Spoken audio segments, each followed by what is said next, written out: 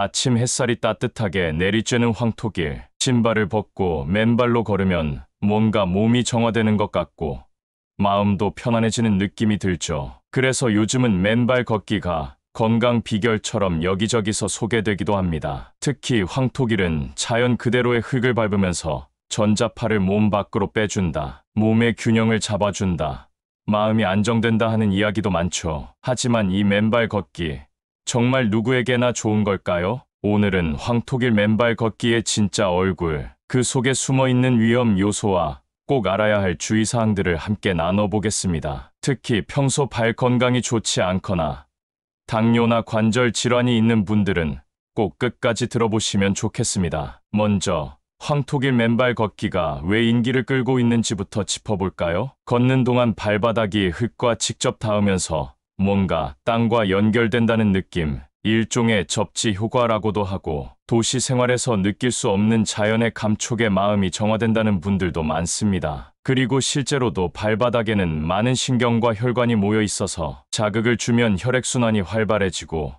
기분도 좋아지는 건 사실입니다. 걷기 자체도 좋은 운동이니까요. 하지만 여기서 한 가지 중요한 질문을 던져야 합니다. 과연 맨발로 걷는 거지 모든 사람에게 다 좋은가? 그 답은 그렇지 않다는 겁니다. 특히 나이가 들수록, 그리고 당뇨병이나 관절 문제 같은 만성질환이 있는 경우엔 이 맨발 걷기가 오히려 건강에 위협이 될 수 있습니다. 자세히 하나씩 짚어보겠습니다. 첫 번째 위험은 낙상과 골절 위험입니다. 황토길은 보기엔 평평하고 부드러워 보여도 실제로 걸어보면 그리 만만하지 않습니다. 특히 비가 온 다음 날 또는 이슬이 맺혀 습한 날엔 흙이 미끄러워져서 한 발 잘못 디디면 그대로 넘어질 수 있죠. 경기도 남양주에 사는 71세 이춘희 씨는 근처 공원에 있는 황토길에서 맨발 걷기를 시작한 지 한 달쯤 됐습니다. 건강에 좋다는 얘기를 듣고 매일 아침 운동 삼아 다녔는데 어느 날 이슬 젖은 황토길에서 중심을 잃고 넘어졌습니다. 손목이 부러졌고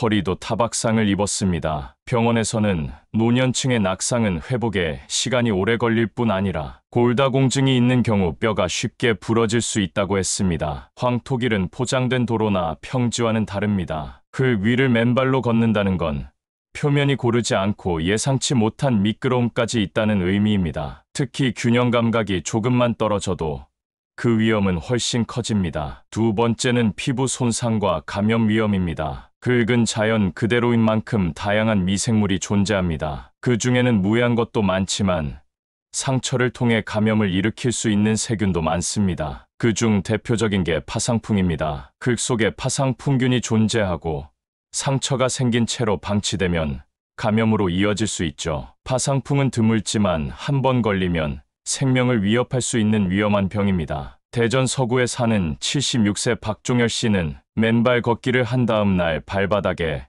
가벼운 상처가 생긴 걸 발견했습니다. 크게 신경 쓰지 않았는데 며칠 뒤 붓고 열이 나 병원을 찾았고 초기 감염 소견으로 항생제 치료를 받았습니다. 다행히 큰 탈은 없었지만 의사는 고령자는 면역력이 약하고 상처 회복 속도가 느려서 작은 상처도 신속하게 관리해야 한다고 조언했습니다. 그리고 평소 무좀이나 피부 질환이 있다면 맨발 걷기는 오히려 병을 더 악화시킬 수 있습니다. 세 번째는 당뇨병 등 만성질환이 있는 분들에겐 더 위험하다는 점입니다. 당뇨병을 앓고 있으면 발의 감각이 둔해져서 상처가 생겨도 잘 느끼지 못하는 경우가 많습니다. 그 작은 상처가 염증으로 나중엔 괴사로까지 이어질 수 있는 경우도 있습니다. 부산 사상구에 사는 74세 김영애 씨는 당뇨를 앓은 지 15년째인데요. 지인의 권유로 황토길을 맨발로 걸었다가 발바닥에 작은 찰과상을 입었습니다. 통증이 없어 몰랐지만 며칠 뒤 상처 부위가 벌겋게 부어올랐고 검사를 해보니 감염으로 인해 피부 괴사가 진행 중이었습니다. 결국 수술까지 받고 회복하는 데 한 달 이상이 걸렸다고 합니다. 이처럼 감각이 둔한 발은 위험을 느끼기 어렵고 작은 문제도 큰 병으로 커질 수 있습니다. 네 번째 위험은 관절과 근육에 부담을 줄 수 있다는 점입니다. 맨발로 걷는 게 자연스럽고 건강해 보이지만 실제로는 발바닥과 무릎, 허리 등 몸의 여러 부위에 직접적인 충격이 가해집니다. 신발이 해주는 쿠션 역할이 사라지기 때문에 체중이 고스란히 관절로 전달되죠. 특히 발바닥의 지방층은 나이가 들수록 얇아집니다. 젊을 때는 걷는 충격을 어느 정도 흡수해 주지만 나이가 들면 이 완충 능력이 떨어져서 걸을 때마다 발바닥에 뻐근함이나 통증을 느끼게 됩니다. 경기도 성남에 사는 73세 장혜순 씨는 평소에도 발 뒤꿈치 통증이 조금 있었는데 황토길 맨발 걷기를 2주 정도 이어가다 무릎과 허리까지 아프기 시작했다고 합니다. 병원에서는 족저근막염과 무릎 연골 손상 가능성을 이야기했고 결국 한동안 걷는 운동 자체를 중단하게 되었죠. 무릎이나 허리 통증을 알아본 분들은 아시겠지만 한번 무리가 가면 회복까지 오래 걸리고 일상생활에도 큰 제약이 생깁니다. 맨발 걷기를 시작하려는 분이라면 본인의 관절 상태부터 꼭 확인해 보셔야 합니다. 5번째는 길 자체의 위험성과 시설 미비입니다. 황토길은 인공적으로 포장된 길이 아니기 때문에 돌멩이나 유리 조각, 날카로운 나뭇가지 같은 이물질이 곳곳에 있을 수 있습니다. 특히 관리가 제대로 되지 않은 길이라면 그 위험은 더 커지겠죠. 충북 제천에 사는 75세 윤정우 씨는 공원 내 황토길에서 맨발 걷기를 하다 작은 돌에 발바닥이 찔려 피가 나고 병원에서 상처 소독을 받았습니다. 그날따라 청소가 안 된 길을 그냥 걷다 생긴 일이었습니다. 그리고 비가 온 다음 날엔 황토가 진흙처럼 변해 미끄러지기 쉽고 햇빛이 강한 날엔 흙이 뜨겁게 달아올라 발바닥이 화상을 입을 수도 있습니다. 결국 맨발 걷기 자체보다 더 중요한 건 어떤 장소에서 어떤 조건에서 걷느냐입니다. 그럼 이런 위험에도 불구하고 맨발 걷기를 하고 싶다면 어떻게 해야 할까요? 다음은 보다 안전하게 즐길 수 있는 주의사항입니다. 첫째, 비가 오거나 황토가 젖은 날은 걷지 마세요. 습기 많은 날은 미끄럼 사고가 일어날 확률이 높습니다. 맑고 건조한 날, 길이 잘 정돈된 곳에서만 걷는 것이 좋습니다. 둘째, 발에 상처가 있거나 무좀, 피부염 등이 있다면 맨발 걷기를 피해야 합니다. 상처가 감염으로 번질 수 있고 곰팡이나 세균이 쉽게 퍼질 수 있습니다. 셋째, 당뇨병이나 혈관 질환, 발 변형이 있는 분들, 족저근막염 등이 있다면 맨발 걷기를 시도하지 않는 게 좋습니다. 자신의 발 상태를 모른 채 시작하면 오히려 건강에 해가 될 수 있습니다. 넷째, 파상풍 예방접종은 10년 주기로 갱신해야 합니다. 특히 흙과 접촉이 많은 활동을 자주 하시는 분이라면 접종 여부를 꼭 확인하시고 상처가 나면 즉시 깨끗이 씻고 소독하는 것이 중요합니다. 다섯째, 맨발 걷기를 하기 전엔 반드시 준비 운동을 해주세요. 간단한 스트레칭과 발목 돌리기만으로도 부상 예방에 도움이 됩니다. 걷는 시간은 처음엔 10분 이하로 짧게 시작해 점차 시간을 늘려가는 방식이 좋습니다. 여섯째, 항상 길 상태를 먼저 확인하세요. 돌이나 유리, 날카로운 이물질이 없는지 눈으로 먼저 확인하고 가능하면 공원이나 관리가 잘 된 산책로처럼 안전한 공간에서만 시도하세요. 지금까지 이야기 드린 내용을 종합해보면 황토길 맨발 걷기는 특정 조건에선 건강에 도움이 될 수 있지만 많은 분들에겐 오히려 득보다 실이 클 수 있습니다. 특히 나이가 들면서 발 건강이 예전 같지 않다고 느끼는 분, 당뇨나 관절 질환처럼 조금이라도 발과 관련된 문제가 있다면 무조건 피하는 것이 현명한 선택일 수 있습니다. 무엇보다 중요한 건 내 몸에 맞는 방법을 찾는 겁니다. 남들이 좋다고 다 따라 하기보다는 내 몸 상태, 내 생활 습관, 그리고 나에게 맞는 환경을 먼저 살펴보는 게 먼저입니다. 다음은 오늘 내용을 정리하면서 마무리해드리겠습니다. 지금까지의 내용을 바탕으로 어떤 선택이 건강에 도움이 될지 함께 생각해보겠습니다. 우선 지금까지 이야기한 위험 요소를 간단히 다시 짚어보겠습니다. 맨발로 황토길을 걷는 것은 보기엔 자연스럽고 건강해 보이지만 실제로는 여러 가지 위험이 숨어 있습니다. 첫째, 비나 이슬 등으로 젖은 황토는 매우 미끄러워서 낙상 사고가 발생하기 쉽습니다. 넘어지면 단순한 타박상뿐 아니라 손목이나 고관절 같은 주요 부위에 골절이 생길 수 있고 이로 인해 오랜 시간 침상 생활로 이어질 수도 있습니다. 둘째, 흙 속에는 보이지 않는 세균이나 이물질이 있어 상처나 감염 위험이 큽니다. 작은 찰과상이라도 그대로 방치되면 감염으로 이어지고 회복에 큰 시간이 걸릴 수 있습니다. 셋째,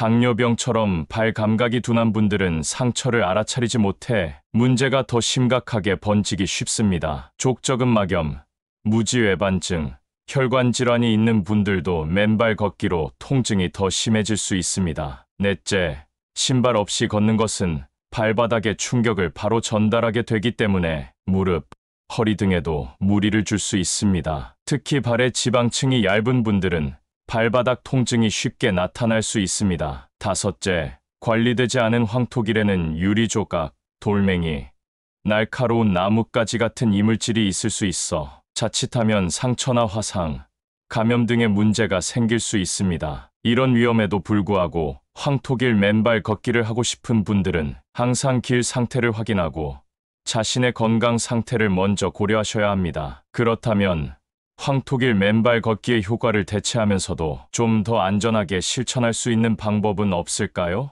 당연히 있습니다. 실내나 비교적 안전한 실외 환경에서 맨발 걷기의 효과를 일부 얻을 수 있는 대안들이 있습니다. 첫 번째, 실내용 자극 매트를 활용하는 방법입니다. 요즘은 발바닥 지압 효과를 줄 수 있도록 제작된 매트가 다양하게 나와 있습니다. 실내 바닥에 깔아두고 잠깐씩 맨발로 걸어도 혈액순환과 발 자극에 도움이 됩니다. 넘어질 위험도 없고 위생적으로도 훨씬 안전합니다. 두 번째, 얇은 신발을 신고 자연길을 걷는 방법입니다. 특수 제작된 맨발, 느낌의 신발도 있습니다. 발에 꼭 맞고 바닥이 얇아 흙이나 돌의 감촉은 느끼면서도 외부 충격으로부터는 보호받을 수 있는 신발입니다. 이런 신발을 활용하면 균형 감각을 키우는 데 도움이 되면서도 상처나 감염 위험은 줄일 수 있습니다. 세 번째, 공원 산책로에서 가벼운 걷기 운동을 꾸준히 하는 것입니다. 걷기의 핵심은 발바닥 자극뿐 아니라 전신의 순환을 돕는 데 있습니다. 단정히 포장된 공원 산책로나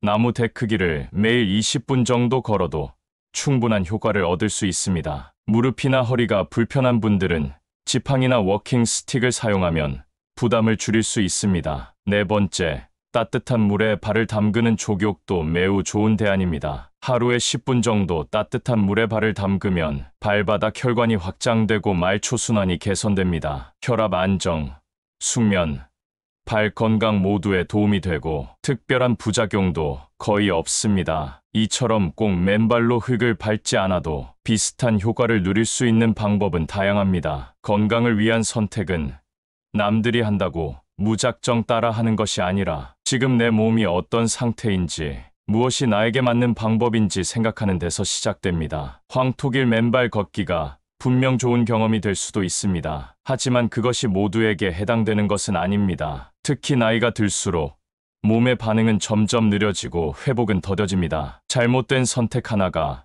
오래가는 통증이나 후유증으로 이어질 수 있습니다. 그렇기 때문에 지금 꼭 필요한 건 나를 위한 올바른 정보, 그리고 나에게 맞는 생활 방식입니다. 오늘 영상의 핵심은 단순합니다. 황토길을 걷기 전에 내 발을 먼저 살펴보는 것, 맨발 걷기 전에 내 몸 상태를 먼저 점검해 보는 것, 그리고 안전하게 할 수 없다면 다른 방법을 선택해도 괜찮다는 것. 건강은 단단한 습관에서 나옵니다. 자연에 기대는 것도 좋지만 그보다 더 중요한 건 내 몸을 아끼는 태도입니다. 오늘 이야기, 내 생활에 꼭 필요한 경고가 되길 바랍니다. 그리고 지금 내 몸을 지키는데 작은 도움이 되었길 바랍니다. 감사합니다.